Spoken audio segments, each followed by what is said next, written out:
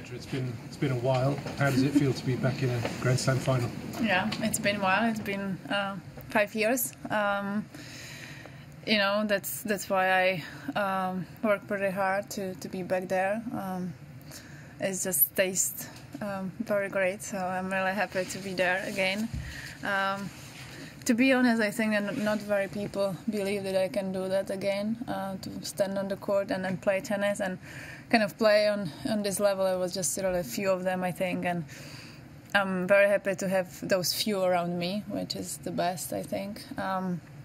And definitely feels great, hopefully, for them as well, for my family and for everybody who was there when I needed it. So, yeah, what I can say. Does they seem like 5 very long years for you, or does the Wimbledon final from 2014 feel like close? You know, those losses felt pretty long. I had like 2 highlights when I reached the quarterfinal US Open, and I think last year was okay in the USS as well. So it was always much better in that. But obviously, like for the mental side, it wasn't really easy to kind of deal with that every time coming to the Grand Slam and losing. So maybe that's why it's probably more sweeter than should be.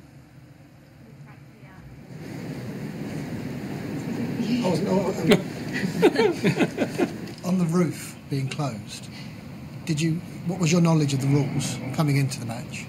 And how pleased were you? Because it was getting extremely hot out there, wasn't it? Actually, I knew it for a few days that Thursday, Friday should be very, very hot. So this morning I actually asked Laura from WTA how is the rules that I know before coming to the court. She told me that's what happened in the court afterwards. They closed the roof. I think it's great to have this rule. If we do have those options with the roof, I think it's great. I think sometimes it's very dangerous to play in this kind of heat. So I'm really for it.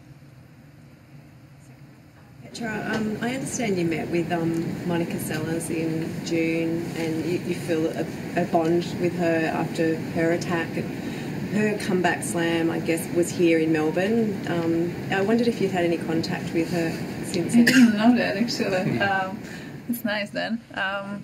No, unfortunately, I don't have any contact, but as you said, in June, I met her for the first time.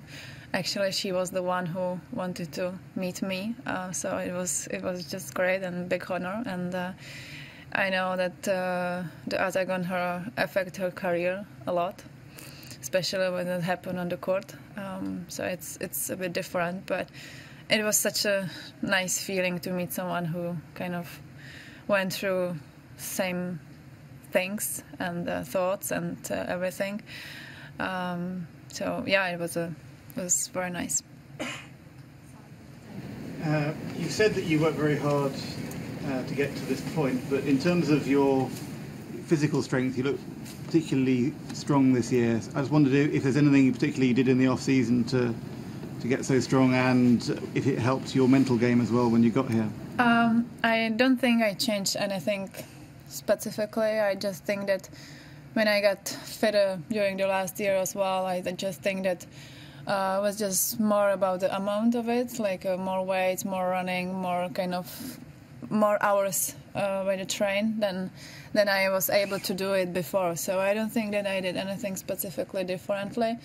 Of course, it's helping my mental as well, that I know that I can catch more balls, that I can be there longer time, even it's heat. I think I'm able to be there and run and fight whatever is happening. So definitely it's everything is together, it's very connected, and I'm happy for that.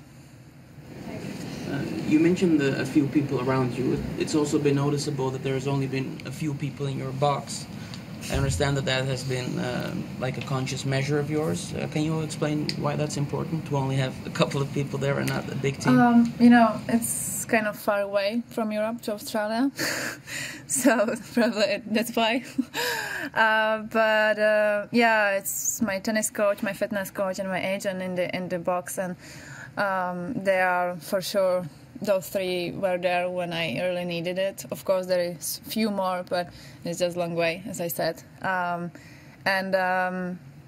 Actually, like, I think almost everyone who really helped me during that period came for my first match in French Open and stayed there.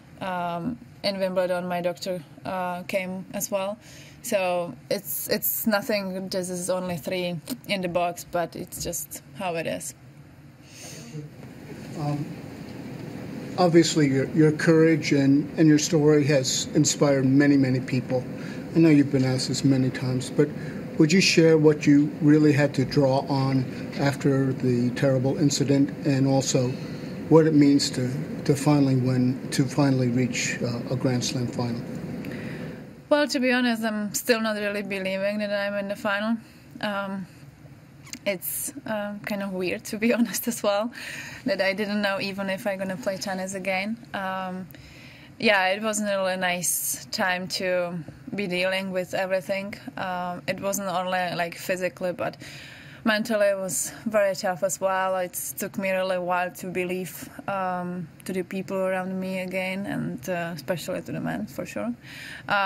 So I wasn't pretty confident to be alone somewhere. I do remember coming first time I was alone in the locker room in Prague in the club, and I came to my team and said, well, it was first time I was alone there, and yeah, it was a good one that I really felt okay. And yeah, it was a lot of work with the hand. It was a lot of recovery treatment. It was, I think that's kind of the sport life helped me a lot with that. I just set up the mind that I really wanted to come back, and I just did everything.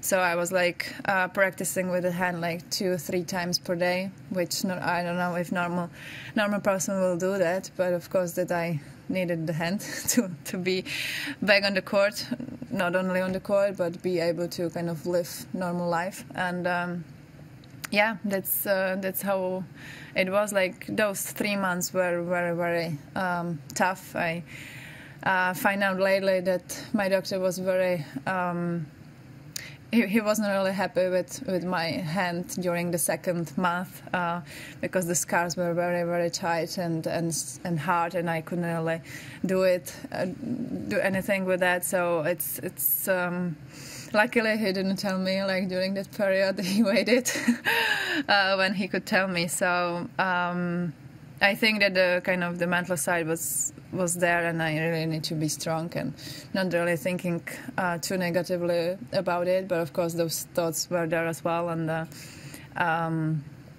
yeah, it's been a long journey.